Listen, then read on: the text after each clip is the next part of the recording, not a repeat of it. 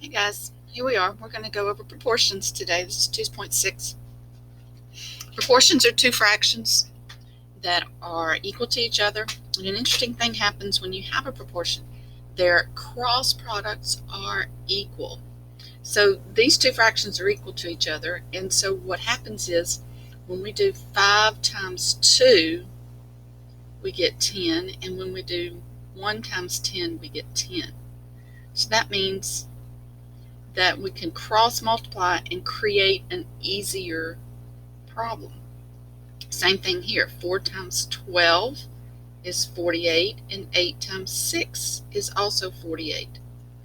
And so what we can do is when we have two fractions that are equal to each other, we can do this cross multiplication trick and create an easier equation, one that we can solve. So let's look here. So we have here an x over 51 equals 8 over 17. And so I can do x times 17 and 8 times 51. And notice I end up with an equation that's very easy to solve. All I have to do to solve this one is to divide both sides by 17, and then x is 24. And so that is a very easy way to solve an equation. Again, we have to have two fractions equal to each other. So here's a couple more examples. And remember that numerators and denominators are in parentheses. So they're not going to originally start out in parentheses. So you just might want to go in and put them there because they don't always start like that. So we've got two examples here. So this first one, we're going to cross multiply. So that's 7m. And this other one is 5 times m plus 3. Now just so you know, it doesn't matter the order. I could do the 7m over here. But now I have a much easier equation to deal with. Much easier. But you know what? This equation may be difficult for some of you guys because we're used to having a number over here and we don't have one. But that's okay. We don't have to have one to do this problem. So we're just going to finish this out. Got to get the variables on the same side. So if I subtract the 7m, which is what I know that some of y'all are going to do, I'm going to be left with 0. And I'll subtract the 5. So I have negative 2m, excuse me, that's a 15. A negative 2m equals a negative 15, need a little more room. And then I can divide by negative 2. And again, when you don't have the ability to divide, because obviously 2 doesn't go into 15 evenly, it becomes a decimal. That's fine. You can leave it 15 over 2, but remember this is a negative divided by a negative. And so we're looking at a positive 15 over 2. And that'd be my answer for this one. Okay, the next one, again, we can do the same thing. May not have enough room for it either, but we'll try. If I do this multiplication, that's 5 times n plus 2. I did this multiplication, that gives me 6 times 2x minus 3. And then I can solve this one. We've done several like this. That's 12x minus 18. It's 5n plus 10. Wait a minute, how did I get that? Let's fix that. That's not right. Let's make that an n. I know y'all don't like x's. Okay, sorry about that, my bad. So I'm going to subtract 5n on both sides. And then I'm going to add 18 to both sides. And I get 7n is equal to 28. Divide both sides by 7. And I get n is equal to 4. All right? So hopefully that helps. That's called solving a proportion. Again, this cross multiplication creates an easier problem.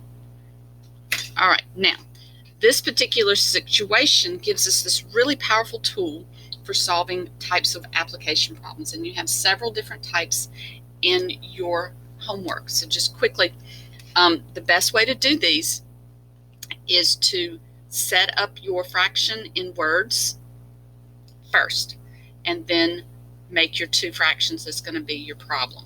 So this one have shirts cost $47.38. So we have 3 shirts and the cost is this. So I'm going to make my fractions shirt number on top and cost number on bottom. And so I'm going to make 2 fractions. 3 shirts cost $47.38 and 11 shirts cost something I don't know. So there's my variable. And so then I solve it using our new technique and a calculator. You definitely need a calculator for these. Some of y'all have not purchased your calculators yet. You need to do that. And then I'm going to do 11 times 47.38. And I'm going to go ahead and use my calculator because I can't do that in my head. And I get 521.18. And then I'm going to divide both sides by 3. And I'm going to have to round. Okay, now this is money. So let me show you my answer. Okay, so that's my answer on my calculator. And so now I've got to round to make it look like money. And this is how I teach people how to round, for those of you that need to be refresher. Money is 2 decimal places. So I put a little line there, and I know that my answer is going to look like that. It's either going to be $173.72, or look at my next number, or I need to go to 73. If this number is 5 or more, then we round up to 73. So my answer is going to be $173.73. That's how you round, okay, because it is money, right? All right, so now the next one, we have a triangle. I may not have enough room on here to do all this, but I'll try to get it on the blue. But we're going to have a triangle here, and we've got 2 variables that we need to solve for. So this is actually 2 problems. It's actually 2 problems. So I'm going to try to get one problem on one side and one problem on the other side. Okay.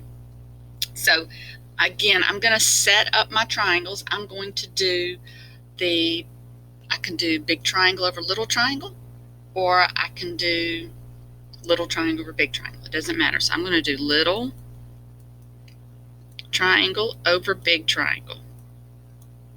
All right, so now the little triangle, I have an X, and the big triangle, that is going to be a 3. The little triangle, I have 0.6, and the big triangle, I have 4. So I'm going to solve this one. The other one, we're going to do the Y's. The little triangle is Y. The big triangle is 5. And then we'll use the number that we already have. Okay, so I'm going to do these real quick. Stop the video, see if you can do them, and then turn it back on and see if you get it right. Here we go. This will give me 4x is equal to 1.8. I'm not mistaken. Let me use my calculator just to make sure. Yes, and then I'm going to divide both sides by 4 because I'm solving.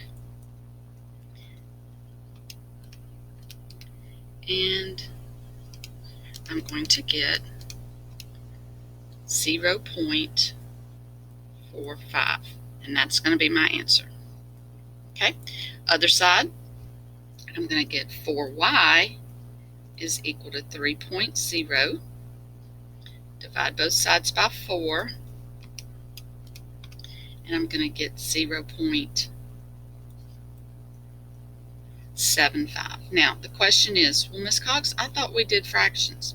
All right, here's the general rule. If it starts with decimals, then you have permission to finish with decimals. That's just the general rule. Okay, so now again, the key to the word problems is to write down in words how you're going to set it up. You've got two numbers in relationship, so you go ahead and set up how you're going to do it, and so that you can be consistent. That's the key to getting these correct, being consistent. All right, guys, it's just math, y'all. You can do it. You can do it. We'll see you at the next video.